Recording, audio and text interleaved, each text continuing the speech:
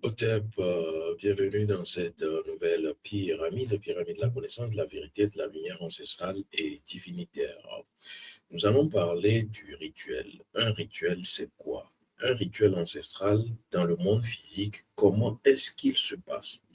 Je vais déjà commencer par vous dire que lorsqu'on parle du rituel, vous devrez savoir qu'il y a plusieurs catégories de rituels. D'abord, sur le plan physique, nous avons des rituels.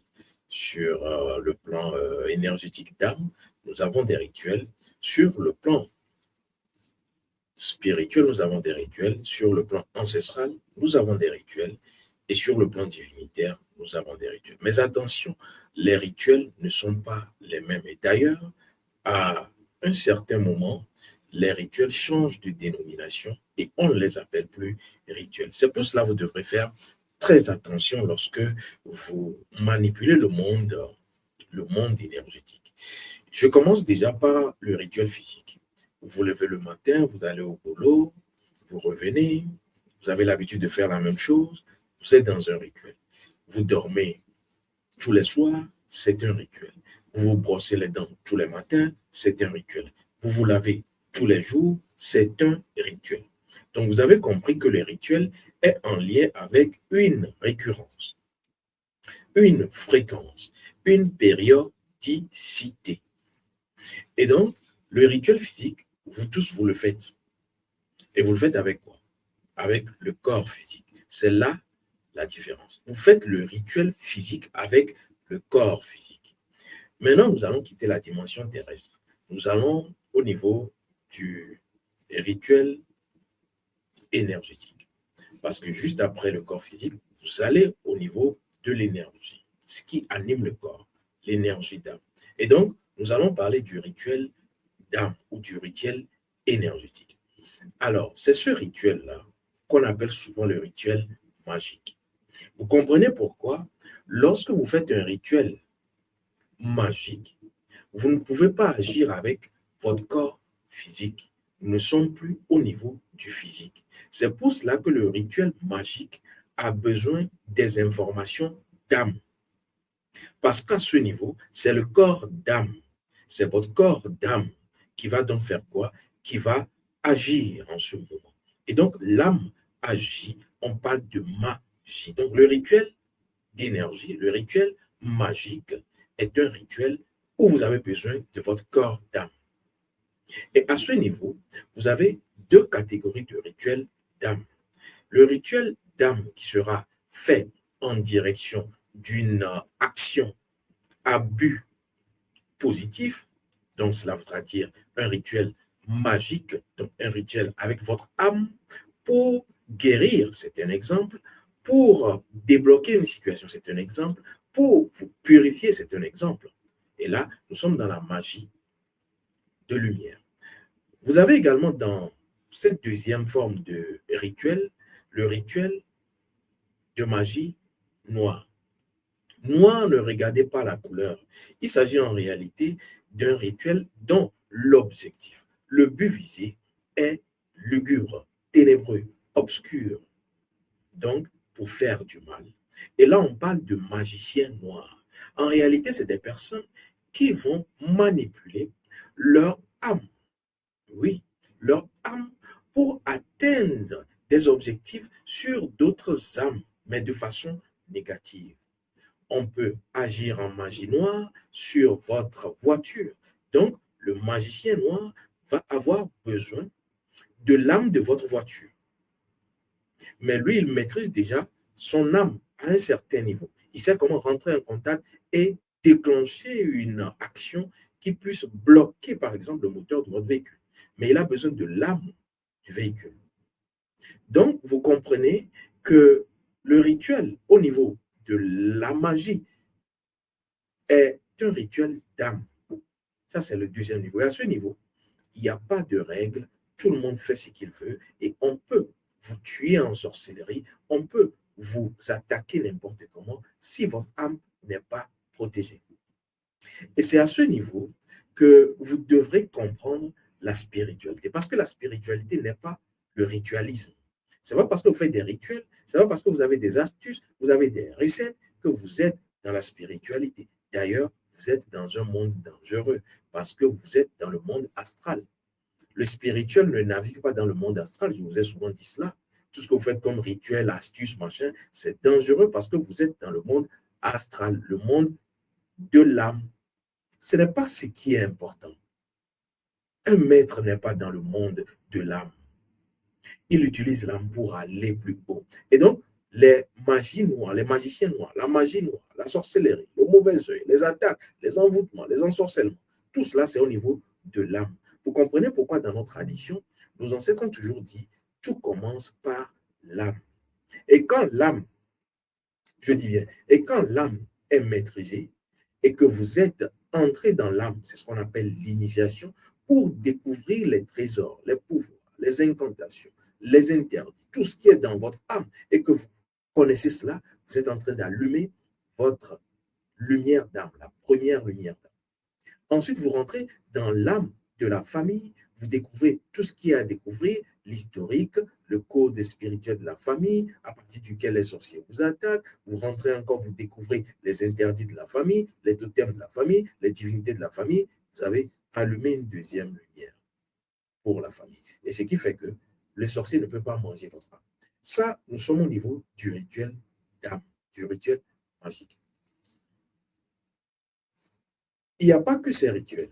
Quand nous quittons ces rituels-là, nous tombons sur le rituel ancestral. Le rituel ancestral ne s'appelle plus rituel. Parce que dès que vous quittez l'âme, et donc vous avez compris que pour un rituel magique, vous avez besoin de votre âme forcément. Vous avez besoin des informations de votre âme. Voilà pourquoi beaucoup font des rituels, mais ont des conséquences négatives. Vous pouvez devenir fou. Parce qu'en réalité, le rituel se passe dans le bas astral. L'astral où vous avez des âmes désincorporées, tout ça là, ça rentre avec vous. Ça peut vous rendre fou. Des entités peuvent prendre possession de votre cœur, prendre possession de votre tête, prendre possession de tout en réalité. C'est un no man's land. C'est un ghetto. Vous devrez quitter ces genres de rituels. C'est pour cela que lorsque vous quittez le rituel magique, vous tombez. Et d'ailleurs, le rituel magique doit être un rituel assisté. C'est pour cela que je ne conseille jamais les astuces. C'est dangereux. Le rituel magique, le rituel d'âme, vous le faites d'abord avec la première précaution, c'est-à-dire vous connaissez vos informations d'âme. Deuxième précaution, on doit vous mettre en lien avec l'égrégore, avec une, je dirais, force de notre égrégore.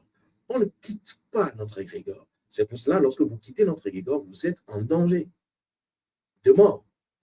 Donc, le rituel magique, si vous devez le faire, par exemple, à notre école, lorsque je vous dis faites tel rituel, vous remarquerez que je vous donne toujours des informations de l'oracle. Je vous dis utilisez ceci. Tout ça là, ça s'appelle des balises, ça s'appelle des garde-fous pour que vous ne soyez pas agressés. Tout est codé dans la spiritualité. On ne se lève pas et on fait ce qu'on veut. Donc, lorsque je dis un rituel de votre côté, je le dis souvent. Et ceux qui sont souvent avec moi l'écoutent, rituel d'activation ou rituel de validation. Cela voudra dire, nous avons déjà ici pris contact avec les forces qui devront vous protéger. Ce n'est pas le fait de dire je fais juste un cercle de protection, ça ne veut rien dire. Je mets du sel, du gros sel, je fais un cercle, je fais machin. Ça ne veut rien dire. Ce n'est pas ce qui protège. Ce qui protège, c'est les forces supérieures, ancestrales et divinitaires. Donc, vous avez compris sur le plan du rituel magique ce qu'il en est. Ne faites jamais un rituel magique sans connaître les informations de votre âme. Parce que vous n'avez pas d'autorité. On va vous rendre fou, on va vous posséder tout à l'heure. Et donc, ensuite, faites-vous assister. Ayez un maître. Lorsqu'on parle de maître, c'est quelqu'un dont l'énergie fait autorité. L'énergie est certifiée. L'énergie est reconnue dans le monde spirituel, c'est-à-dire ancestral et divinitaire. La spiritualité, ce n'est pas au niveau de l'âme. Non, l'âme, c'est comme une marche pour aller vers l'esprit. Donc, si vous restez au niveau de l'âme, vous êtes encore un apprenti. Vous êtes encore un apprenti. Donc, ne faites jamais un rituel sans être en lien avec un maître ou sans avoir vos informations d'âme. Même lorsque vous avez vos informations d'âme, vous devez être en lien avec un maître certifié dans notre égrégore. Pourquoi? Parce que lorsque vous êtes en danger, le simple fait que vous ayez été en lien d'âme avec ce maître-là, la prononciation même de son nom peut vous sauver. Que ce soit en rêve, que ce soit en rituel, peut vous sauver. Et vous devrez apprendre à le faire. Lorsque vous quittez le rituel magique, vous tombez sur le rituel ancestral. Alors là, nous tombons dans la spiritualité. Parce que nous parlons maintenant de cérémonie. C'est quoi une cérémonie?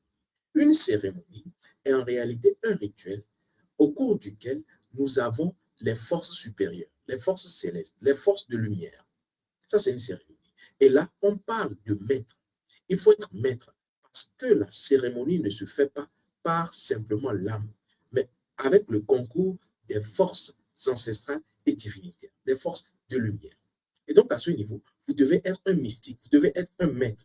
C'est pour cela, d'ailleurs, on dit maître de cérémonie.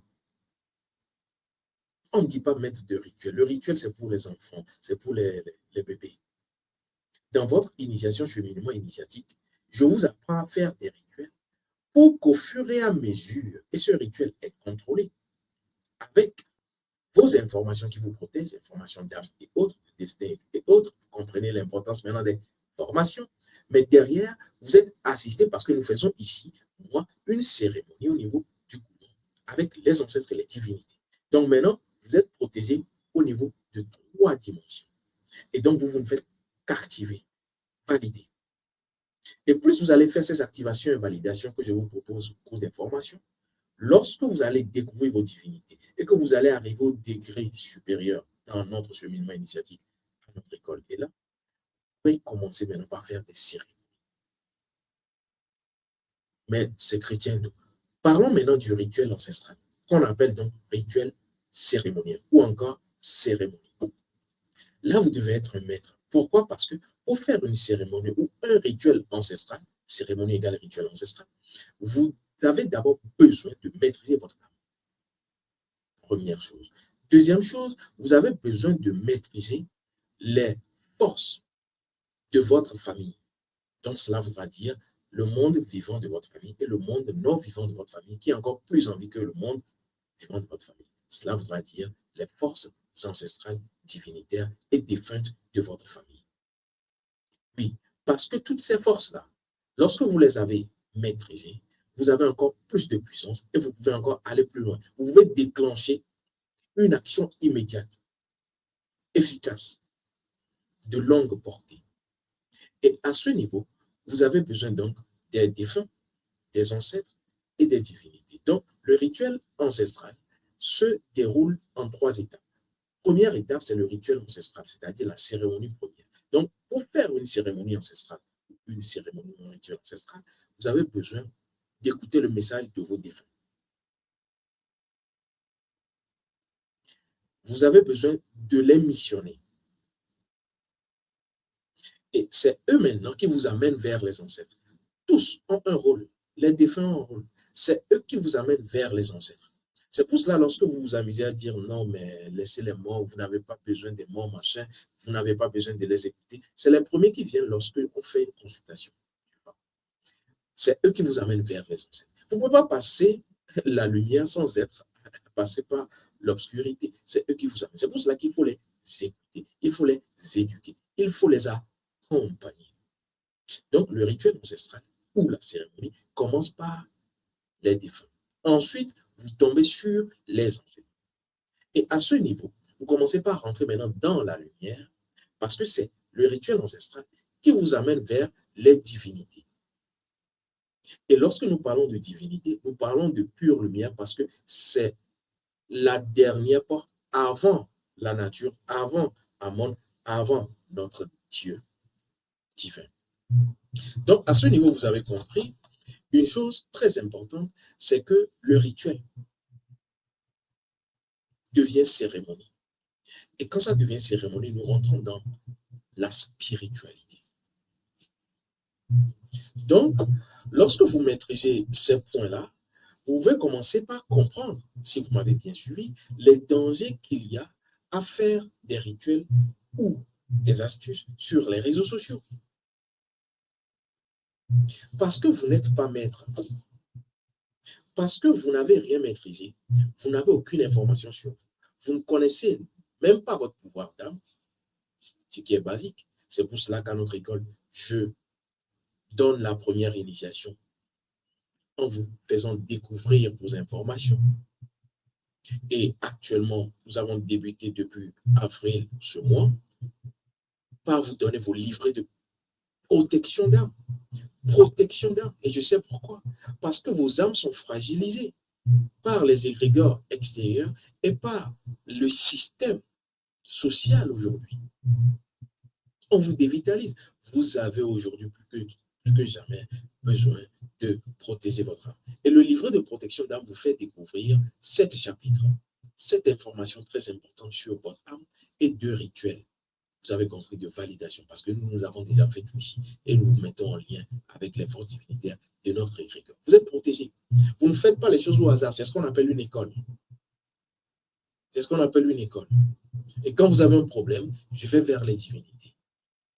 Vous devrez le savoir. Donc, il y a un danger à faire des rituels ou des astuces sur les réseaux sociaux de personnes non expertes.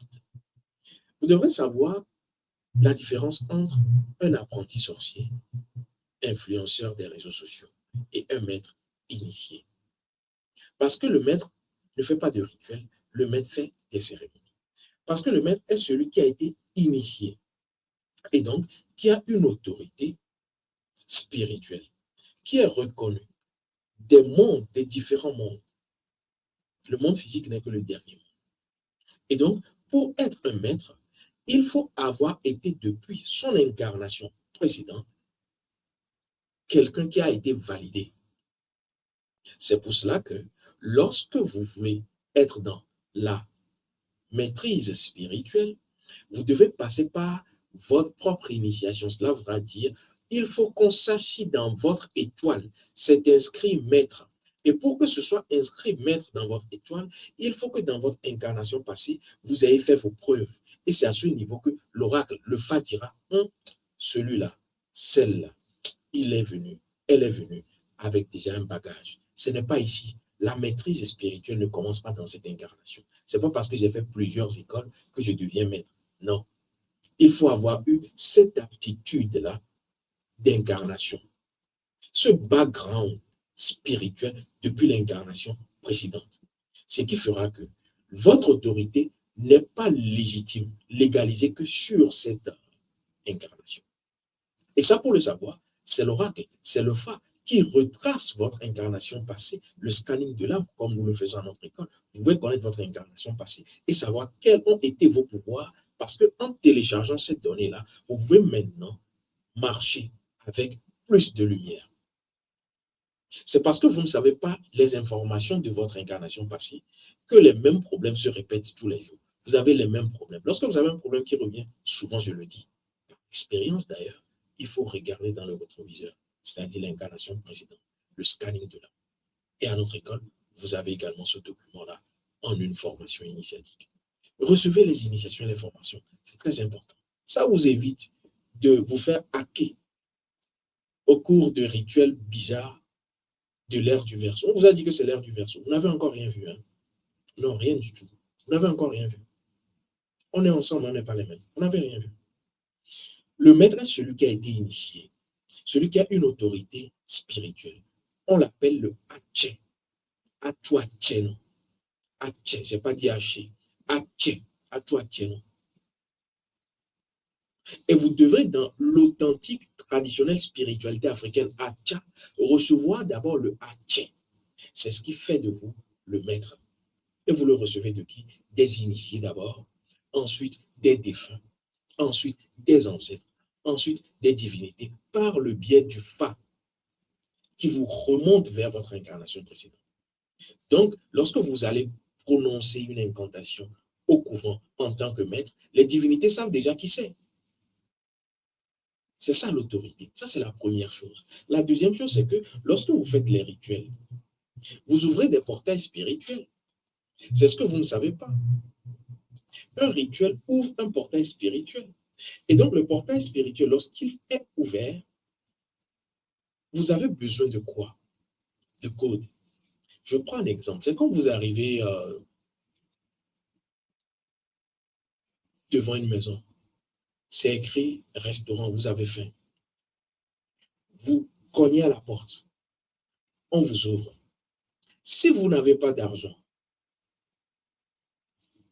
que vous montrez, on vous chasse, on vous met à la porte, on vous vide. Mais là, ça c'est dans le plan physique. C'est encore clément. Dans le monde spirituel, n'allons même pas jusqu'au plan spirituel. Dans le monde de l'âme, rituel magique, astral,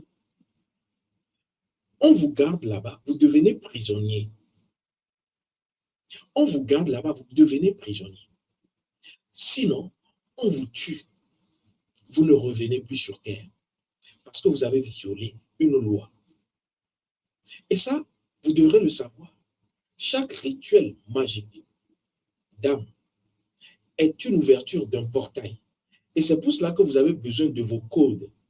Les codes, c'est quoi? C'est ce que je dis souvent, j'ai toujours dit cela depuis plusieurs années. On ne fait pas de rituel sans code. Même la libation, je vous dis, ouvre un portail parce que vous avez compris que la libation est un rituel d'âme. Et j'ai toujours dit cela sur cette chaîne. On ne fait pas une libation avec le corps physique, avec les non-physiques. C'est avec l'âme. Donc, les codes magiques. Quels sont tes codes? Parce que c'est à partir de tes codes magiques. Code d'âme, par exemple, code de vie, par exemple, incantation de force d'âme, par exemple, tout cela, vous l'avez dans le livret de protection d'âme. C'est ce qui vous permet, lorsque vous voulez faire un rituel, d'énoncer votre identité spirituelle et toutes les forces se mettent au pas, vous respectent. Personne ne peut venir, c'est comme vous-même, vous avez créé à partir de votre âme un cercle de feu qui rentre là. C'est cela. Mais il n'y a pas une autre protection de là. Si vous dites, moi je suis, mon nom c'est tel, vous n'avez rien dit. Donc, à ce niveau, vous devrez le savoir. Chaque rituel, par exemple la libation, vous ne devez pas le faire simplement. J'appelle mon nom, j'appelle le nom de mes ancêtres. Vous n'avez rien fait. Je le dis souvent. Ne pensez pas qu'une libation est différente d'une astuce de rituel sur les réseaux sociaux. Aujourd'hui, c'est ça. Vous versez de l'eau. Vous dites à mes ancêtres de ma lignée, machin, machin. Vous n'avez rien fait. Parce que c'est les défunts qui viennent en premier, je vous l'ai dit. Est-ce que votre âme est protégée? Il y aura des défunts qui vont arriver, même pas de votre famille, des défunts de votre espace, c'est-à-dire de votre environnement, de votre quartier, de votre ville, les âmes avortées, les âmes errantes. C'est pour cela qu'à notre école, j'ai montré, et il y a une formation pour cela, une formation initiatique. Comment est-ce que vous pouvez faire la libation? Et vous l'avez dans les premières initiations que vous recevez. À partir de l'activation des deux lumières, comment faire une libation codifiée, sécurisée, vous avez donc compris. C'est pour cela que je parle toujours de la libation codifiée spécifique, initiatique. Sinon, tout le reste, là, c'est dangereux. C'est quand vous amusez à prendre un bistouri et puis à vous gratter le corps. Vous allez vous blesser. Vous allez vous blesser. Donc, faites très attention. Vous avez besoin pour un rituel. Tout rituel dont vous avez compris sur le plan spirituel, magique, est un rituel d'âme. Et donc, ouvre un portail. Vous avez besoin des codes. Vous avez besoin de vos informations. C'est pour cela qu'il faut se faire former et être assisté. Donc, je vous propose plutôt des rituels, assistés dans des rituels d'activation ou de validation qui sont en lien avec un égrégore, une école sérieuse. Par exemple, chez nous, nous avons les divinités. Et donc, c'est pour cela qu'on le fait. Vous vous appuyez. Vous êtes protégé à tous les niveaux. Au-delà de cela, vous devrez savoir que lorsque vous faites, et il y a une erreur gravissime, un rituel d'un maître, entre guillemets, aujourd'hui, on a beaucoup de maîtres. On a beaucoup de maîtres aujourd'hui. Et je vous ai dit comment reconnaître un maître. Si vous avez bien suivi cette émission, vous savez comment. Lorsque vous faites un rituel d'un soi-disant maître ou d'un maître, vous devrez savoir que lorsque vous ne connaissez pas l'égrégore caché derrière ce maître-là, vous avez un problème. Non, vous êtes dans un problème. Non, vous devenez plutôt le problème. Parce que c'est trop dangereux. Faire un rituel proposé par un soi-disant maître, dont on ne maîtrise pas l'égrégore, seulement parce que la personne vient parler tradition. La personne vient dire indépendance. Il faut que l'Afrique devienne ceci. Mais qu'est-ce que vous êtes en train de faire? Vous n'avez rien compris. Ce n'est pas parce que je dis ceci que je suis la chose. Oui, aujourd'hui, beaucoup de personnes viendront dire karma, tradition, retour aux sources, machin. Mais je vous dis, quel est l'égrégore derrière? Et donc, si on vous propose des rituels qui ne sont pas des rituels de notre égrégore, de notre communauté, qui n'ont pas été faits par nos ancêtres, c'est un rituel. Et donc, qui devient un rituel ancestral et cérémoniel? Si cela n'a pas été fait par nos ancêtres, cela n'est pas dans notre tradition, c'est dangereux. C'est très dangereux. Et ça, vous devrez le savoir. Heureusement que j'ai presque fini.